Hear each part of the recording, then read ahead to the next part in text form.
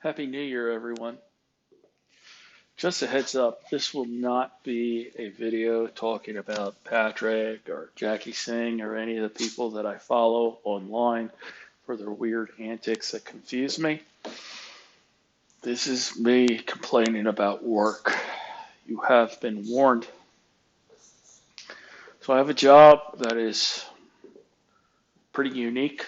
I work on all different industries all over the world. I've worked on everything from aerospace, rocket systems, all the way to or the mine hoist for the deepest mines on the planet. Like I've worked on every single continent there is, with the exception of Antarctica. Um, I've always got along with my old boss Hans. He's from East Germany. Him and I were kind of on the same page, where we never tried to be friends or even ask each other about things. It was just he would ask me, "Are you available to do this?" And I would tell him yes or no. He wouldn't argue with me. He wouldn't waste my time. I have a new boss who they pulled over from HR. He doesn't have an engineering degree. I don't think he understands what an engineer does. I don't think he understands what our company does. And it's been a little bit difficult for me to get used to this.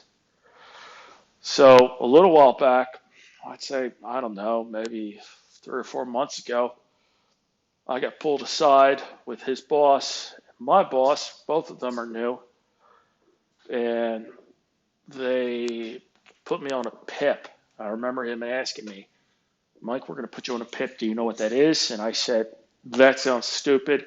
I don't do stupid. I have no idea what this is." And it's a performance improvement plan. I guess this is some kind of HR thing that is super popular now. It's really stupid. He tells me that there's a list of things that I have to achieve within 30 days and so on. And I remember flipping through it real quick. I don't remember exactly what was on it because I read through it once. Me being an engineer, I expect a PIP. The way he described it, it would have a bunch of quantitative things on it that I could prove that I got done in 30 days. All of it's quantitative crap. It's just touchy-feely crap, which I don't do, nor do I understand. And that promptly just fell out of my head after he did it. So the holidays rolled around, and I basically take off November all the way to December, end of December, because I end up with a lot of PTO. I don't really get to take it during the year. My wife burns through her PTO simply because whenever I'm in a nice location, my wife and my son will come out to visit me. So November, December ends up with a lot of time where dad is just kind of bored, waiting for my wife to get off, or, my wife to get holiday time and the remaining vacation time she has. And of course, my son's in school. I'm not going to pull my son out of school just because I'm bored. So usually I end up spending all of November and December just in our house, fixing things up, and so on. Well, it was funny this year. I had to go up to above the Arctic Circle in December, first week of December, because there was this crisis of a job had to get done. And I told my new boss, I don't want to do it. I'm on PTO. But he's like, no, no, no, you have to do it. I need you to do it. Nobody else could do it. And I told him, are you sure you want me to do this? Yes.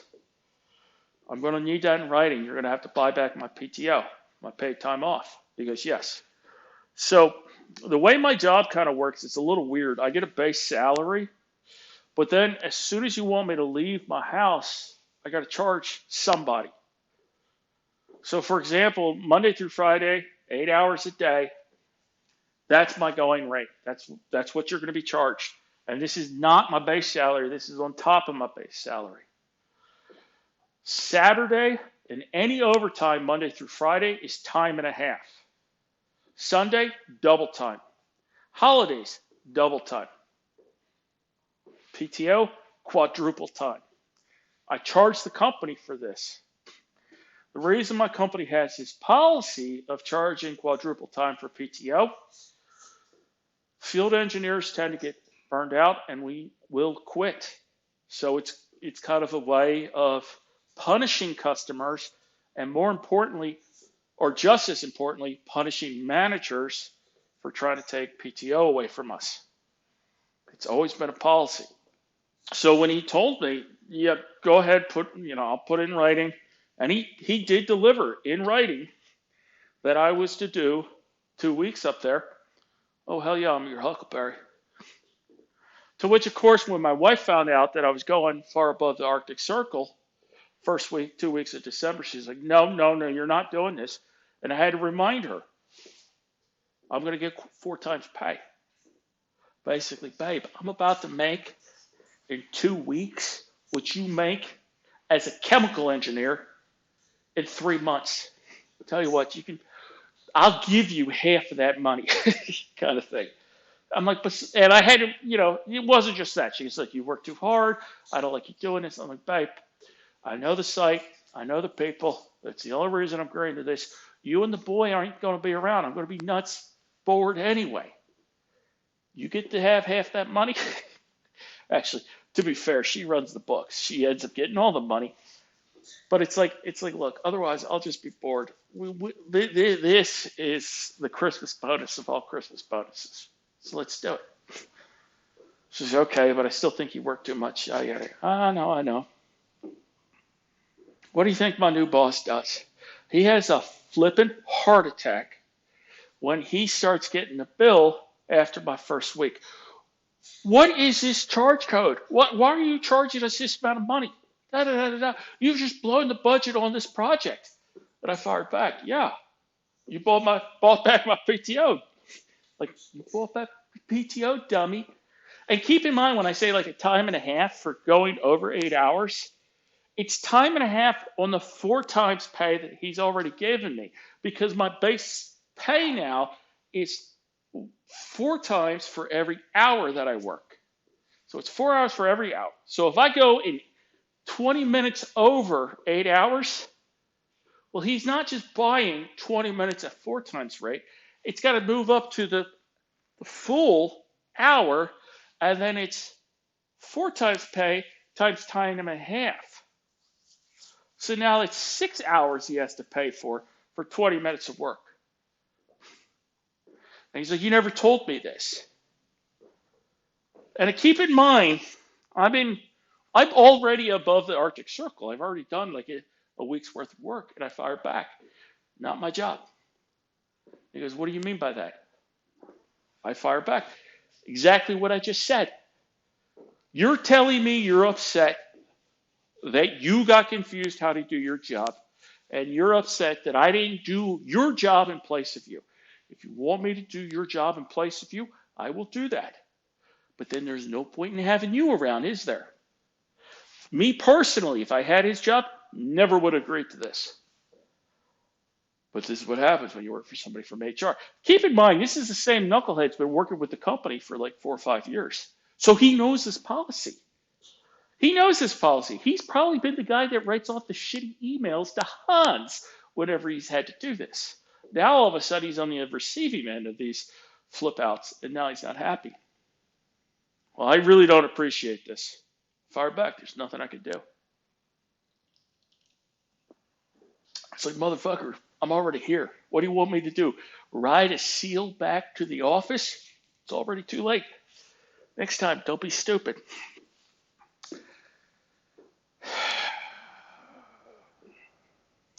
So, end of the year rolls around.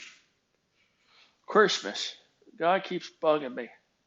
Literally trying to call and get a hold of me on my personal cell phone on Christmas. I keep ignoring it. My wife's like, who is trying to call you on Christmas? I said, babe, don't worry about it. Because my wife, I think my son at 10 years old knows Santa Claus is not real. I know Santa Claus isn't real. However, my wife really gets in on this. So it's like, we got to get up at 4 o'clock in the morning and move the wrapped presents down. And my son, he plays into the fantasy of, oh, wow, the presents are here. My son, I'm 99.999% sure my son already knows that Santa's not real. But He knows it means a lot to his mother, and my son is not like me. My son is completely opposite of me. He doesn't have my personality disorder. So he goes all in on it. Well, if mom wants us to go in on it, you're all in on it, I go all in on it. So me and mom wake up at like 4 o'clock in the morning. We move the presents and then we sneak back into bed. And then my son does the whole thing of waking up around like 8 o'clock in the morning and then yelling upstairs, Mom, Dad, Santa Claus came. And it's like, and the whole time I'm thinking, I cannot wait for this kid. And again, it's not fair to my son. I cannot wait for my wife to just stop buying in on this. And of course, we open up gifts for all three of us, and then I start cooking breakfast while the whole the living room is a mess from all the wrappings and stuff. I get done making breakfast for everyone. Son's playing with his new stuff. My wife is all happy. Me and her start bagging up the trash. I get all the trash in the trash can while I'm outside, and I call up my new boss. And I go, hey, what the heck is wrong with you? Why are you bothering me on Christmas? He fires back, who is this? Smith? No, this is Santa Claus. Yeah, this is Smith. Why are you harassing me on Christmas? I don't appreciate this. Smith, I need you to check your work emails. I fire back, what part of PTO don't you understand? I'm on PTO. I don't check my emails on when I'm on PTO unless you want to buy them back. Stop bothering me. I just need you to check your PTO. Why? I'm sorry. I just need you to check your. I'm thinking too fast. You can tell how ticked off I am because my brain's not working. I just need you to check your emails. And I go, why? Well, when we come back on the 2nd, I need to have a sit down with you about your PIP. There's no reason to bother me on Christmas about this. You try to contact me again, I'm going to file a complaint with HR. Click. January 1st rolls around. He's got a meeting with me, quote unquote, for him, first thing in the morning, 9 a.m. I get to the office, if I'm going to the office, around 7 a.m. I'm an early riser. I also only have like a 10-minute commute to work. He goes, or I call him up and I go, you want me there first thing in the morning on January 2nd. Are you sure you're going to be there? We're getting a lot of snow, sleet and stuff. It's going to be icy, about 3 or 4 inches. Oh, yeah, I'll be there. You're going to be there. Yep, I'll be there. Okay, I'm going to show up, but please don't waste my time. I'm going to be there, Smith. Go into the office. I got other stuff to do before I realize that it's 10:30 in the morning. The meeting was supposed to be at 9. I'll message him. Hey, man, where are you? You said you were going to be here at 9. It's 10:30. Ain't nobody in this building but me. He fires back, oh, did you not get the message or the update? What update? Oh, I sent out an update like first thing this morning, like real early on Teams. We're going to have to push this back to tomorrow. I don't know, man. I didn't get that. And then, bing, all of a sudden I get it. Oh, look, there it is in my inbox. There's that update. Oh, good, you got it. Yeah, first thing tomorrow morning. I go, first thing tomorrow. You sure it's going to happen first thing tomorrow? Roads are probably still going to be icy. Maybe you want to put this to the 3rd. Or I'm sorry, maybe you want to put this to the 4th. No. It's going to happen. Okay.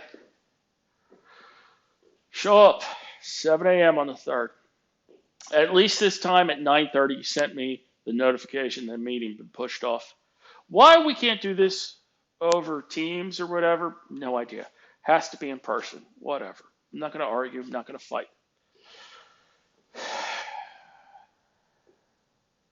Finally, 4th rolls around. It actually happens. Pleasantly surprised. It's me and his boss. And I'm just sitting there. I walk in, hey, Mike, how was your holidays? And I just kind of rub my eyes and I'm like, please tell me we didn't set up this meeting just for you to ask me how my holidays are. I thought we were here to talk about my PIP. Oh, yeah, well, just breaking the ice. I'm like, you know who I am. There's no ice to break. Can we please just get this over with? All right, Mike. Well, I just want to say it's really obvious you put in a lot of work and effort into this PIP. I have no idea what he's talking about.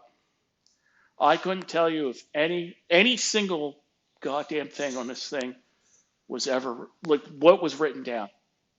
I read through it once and I threw it in the trash. No, keep in mind they gave me this PIP that I'm supposed to accomplish in like 30 days. Out of those 30 days, I'm fairly certain I was on the road the entire fucking time, or I was on PTO. Either way, I'm not working on this stupid thing. And even if I wasn't, this stupid thing is impossible to complete because it's just arbitrary, weird crap. Like I'm going to be more friendly in the office. What does that mean? What does it mean? It doesn't mean anything. So they're telling me how great I'm doing on this PIP and how I pretty much got everything done. And I'm trying the best I can to convey non-verbally that I possibly could give a shit. And I feel like I'm failing. And he goes, however, Mike, my boss goes, there's one thing that I do have to critique you on and give you a write-up about. Whatever it is, I couldn't possibly care. Because it wouldn't affect me. I make like 15 times an hour what this guy makes. He's not an engineer. He doesn't work in the field. He doesn't do any of the crap that I do. Like, me caring what he thinks makes as much sense as me caring about a crackhead panhandling for money underneath my local interstate overpass. It just doesn't make any sense. But curiosity kills the cat. I'm like, okay, what is it? He goes, well, Mike, I have to write you up for the usage of made-up swear words in the office. This man could have flashed his penis a half an inch from my face, and it would have made more sense than what he just said to me. And I just looked at him. And he goes, Mike, I can tell you don't know what, you're not really understanding the issue here. And I go, that is true. I have no idea what you're talking about. He goes, well, I overheard a conversation you had with an individual in which you used the phrase son of a biscuit in the office. I go, okay. Well, that's inappropriate. How so? Well, it's a replacement for a swear word. Really? What was the context? And he looks at me confused. He goes, what do you mean? I'm like, you're about to write me up for using the phrase son of a biscuit. I want to know what the context was that you heard this. Well, you're using it in place of the swear word. I was like, how do you know? He goes, excuse me? I go, John, how do you know I was using the phrase son of a biscuit as a placeholder for a swear word? Maybe I was talking to a coworker about the Earl of Biscuit and his family.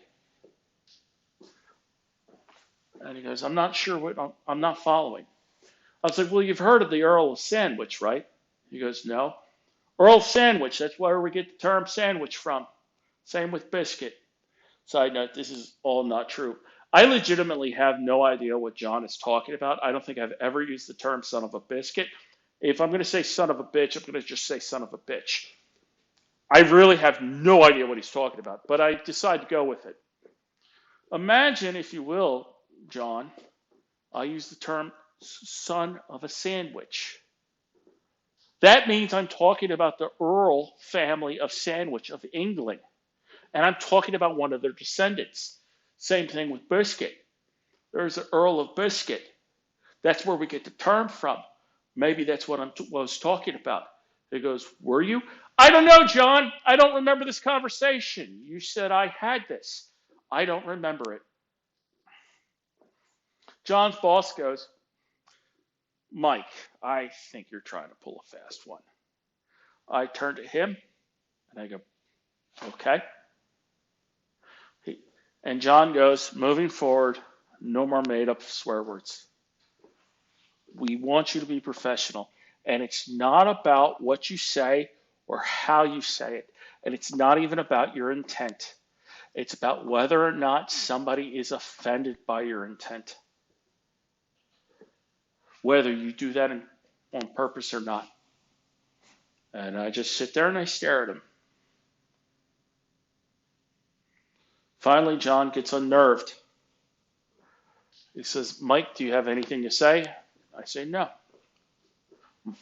John's boss goes, Mike, this PIP is where you're allowed to say anything. This entire meeting is so you can provide us with feedback. Do you have anything to say, any feedback on this instruction we're giving you? I said, no. He goes, really? I go, yes. He goes, so you're okay with this? No, but I have nothing to say. And John goes, why not? And I turn to look at him. John, whatever I say, I'm afraid you're going to take the intent and find it offensive. And I just stare at him. Then all of a sudden they start laughing at me. I did not put two and two together for an hour as to why they started laughing. I have a personality disorder. I'm not very good at picking up on what people are saying or thinking. And it literally took me an hour to realize, oh, they thought I was making a joke. I don't try to joke around people in the office at all because my jokes tend to unsettle people. So they just start laughing at me and I'm totally confused. And then they proceed to keep talking at me for like another 10 or 15 minutes. And I begin to fantasize about shoving my right thumb stub, I don't have a full thumb on the right hand, into John's left eye, and my thumb on my left hand that I do have into his left eye socket. I'm just squeezing them until they both pop while he's screaming, and John's boss is freaking out. I'm just visualizing this the whole time. And suddenly they get my attention because apparently I zoned out, and that's when I realized my right eye was shimmering. I started losing vision of my right eye. I said, well, guys, really sorry to interrupt, but I got to leave right now. And of course, John's like, for what? And I was like, well, John, you know my medical history. I get cluster headaches and migraines, and I can tell they're coming on because I start getting a shimmering effect, and I got a hell of a shimmering effect right now. I have to drive home right away, take some medicine. John's like, oh, I can drive you. I was like, no, don't. Please don't. So I started driving home. The VA hospital is halfway between my house and where I work. And I only have like a 7 or 8 minute commute. And I got to that point where I could turn off at the emergency room. And I was like, yeah, I got to turn off. I'm not going to handle it. So I pulled off, went to the ER, got a bunch of it was awful. I finally came home. This all happened. I think I got to the VA Medical Center probably around 11:30. I did not get out of there until like 6 o'clock. And I remember I walked in the house and my wife was like, where the heck have you, oh my God, you had a migraine. And I was like, yeah, yeah, babe, I'm really sorry. Like it was a bad one. So I just crept up into the bedroom and I slept in our closet because there's no light in there. I'm hypersensitive to light. When I get one of these things, wake up around 5 o'clock in the morning, my sleep is all kinds of a mess. Take a shower, go in the office around 7 a.m., Around 9:30, I go to the urinal, and I had to walk past John's desk, and apparently I did not notice he was trying to get my attention. And so finally, right before I'm about to get in the bathroom, I feel somebody pull my arm, and I turn around like, "Oh, hey, John, you need something?" And John is talking really fast, like animated. I was like, "Hey, I'm sorry, real quick. I need you to repeat and slow down. You're talking too fast." So he says it again, like, "Hey, I was trying to get your attention. I don't appreciate you just walking past and ignoring me." And I take a deep sigh, and I sort of, I look down. I was like, "John, I've told you I don't know how many times I'm legally deaf. And on top of this, I told you my hearing aids stopped working. The charging station for my hearing aids stopped working over the Christmas holiday.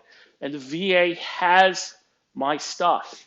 They have not gotten back to me with replacements or whatever they have to do. So until then, I am completely deaf. I have told you this in person, and I've told you this over emails. If you're offended at the fact that I ignored you, it was not my intent. I apologize." "Oh, okay. Yeah. You know, Mike, you're wearing sunglasses?" "Yes." "Yeah, but you're wearing them indoors." "Yes, I know." "Well, Mike, sunglasses aren't appropriate office attire." And it's like, I literally have to bring my hand up to the side of my head and just rub my temple. I go, "John, you saw me have to leave here yesterday at around 11:30 with a medical issue because of migraines. You know this. I'm very light sensitive right now. If I take these glasses off, it feels like a knife is shoved into my skull, and there's a very good chance I'll start puking." "Oh, I didn't know that." "Well, now you know." "Well, you know what, Mike? Maybe you should go home." "I'm already here, John. I'm already here. I got stuff to prepare for my upcoming trip." "Oh, yeah, I know that." And I'm just looking at him, and finally I'm like, "John, can I go? I really have to use the urinal. Like, otherwise, you're gonna have to follow me." "Oh, no, we're good. We're on the same page." And I'm thinking, no, no, we're not. No, we're not at all. Fast forward to this morning, and we have a sit-down meeting over Teams. So when I say sit-down meeting, I mean everybody on our end is in a meeting room talking to the end user over on their site because I am to go there. So we basically start, and I was like, "Bonjour, mon ami. Je m'appelle Michel Smith, a Jean Henry," and I start introducing everybody that they can see. And immediately, John reaches, and I think he went to hit the mute button, or maybe he didn't intentionally. He hung up on these guys. And everybody on our end just turns and looks at him. And I say, "John, why'd you do that?" He goes, "What are you doing?" "I'm introducing everybody to us." He goes, "What was that you're saying?" "What was what?" He goes, "I didn't understand what you were saying." I go, "I was using French." He goes, "Why?" I'm visualizing taking a cheese grater to his head. And before I could say anything, the systems engineer goes, "The job's in Quebec. Everything's in French." And John turns to him and goes, "You speak French?" I gotta blow my nose. 1 second. John goes, "You speak French?" And the system engineer goes, "No, but Mike does." And John turns to me. He goes, "Nope. Moving forward, nothing but English." I go, "What do you mean?" "I don't want you using French at all." "At all?" He goes, "At all. Everything's in English. Otherwise I can't understand what's going on. I look at him. I was like, John, I ain't going to lie to you. I'll tell you exactly what they're saying. Nope, English. All right. Well, listen, John. When we call them back up, I'm going to have to ask them if they understand English. And I'm going to ask that in French. You're not going to hang up rudely on them again, are you? We have to wait for like 30 seconds while John processes this information in his head. He goes, okay, but I don't want to hear the rest of this meeting in English or in French. Oui, bien sûr. So we restart the meeting, and I immediately apologize. I apologize for my idiot supervisor who hung up on you. He doesn't know how to speak French. He is a moron. We have to conduct this meeting in English for him. Everyone on your end, can you understand me if I use English? And the guys are a little bit flummoxed. And one of the guys asked, when you're here, will you use French? To which I reply, yes. This is just for this meeting, and I'm very sorry for my idiot boss. Now, I don't know if any of you can speak French, but when you say what I said in in French, even if you're a native English speaker, you can basically tell that I'm using the term idiot repeatedly, and I keep pointing over to John. This is how stupid John is. He doesn't catch up on this. We've lost a lot of face with the customer because he's a moron. Hans would not pull this shit. So the one guy goes, I, with that god-awful Quebecois accent, I know English, we talk. And we have our quickie little conversation explaining when I'm going to show up, all this jazz, da-da-da-da-da-da-da. And like Johnny's grinding his teeth until we move over to English. And then once we do, he's like a pig in shit. Without even looking over, I can feel the beaming smile that he has on his face because now he's in charge. He knows what's going on. So finally we get done. We hang up the phone. Systems guy's like, okay, well, these are the things you got to worry about, Mike, when you're there. And it's kind of along with things of like, look, man, this ain't my first rodeo. I know how to do an oil compressor. And of course, John's like, just out of the, like, nobody's prepared for this. I sure am not prepared for this. I think I'm going to go there. Everyone just record scratch. Everyone turns to John and I say, John, what do you mean you're going to go with me? He goes, well, I'd like to go to Quebec. I go, for what? Well, I'd like to see the site, go to the site and see the sights, sounds, and everything of Quebec. I've never been to a French-speaking place before. I go, I don't think that's a good idea, John. He goes, why not? John, when I'm on an industrial site to do work, I don't get time off. I do not. I'll be working like 18 hours a day until the job is done. Secondly, where we are going, or where I'm going, if you want to follow me, it's a heavily industrialized area of Quebec. It's not the fun part. We ain't going to Montreal. We're going to a place that is just going to be filled with oil and gas refineries. It's basically Houston, only you won't be able to figure out the road signs or anything like that. I don't know. I'll have to ask my wife if she wants to go. I swear to God, if I have to try to babysit this mother fricker. Yeah, I'm not a happy camper. I'm flipping miserable. I'm so sick of dealing with this guy. I don't know how people deal with this like HR crap. I still cannot wrap my head around getting written up for using made up swear words.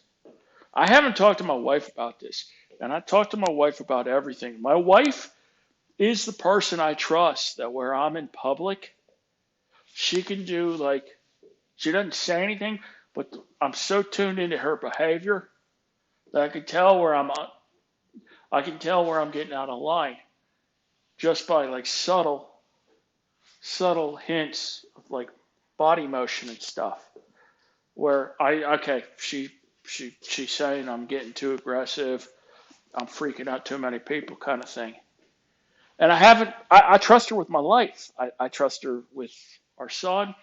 I trust her with running all my finances and everything because I'm literally deployed overseas so much that I regularly get expat status as an American and I don't live overseas. That takes 330 days overseas to get. And I haven't talked to her about this, about my new boss. Because I think she's going to think I'm making this up, or she's going to be like, yeah, this is why I don't like your job. You need to quit. And I do like my job. I just hate my new boss. Good Lord, this is a long video. I apologize. Anyway, I got it off my chest. Y'all take care.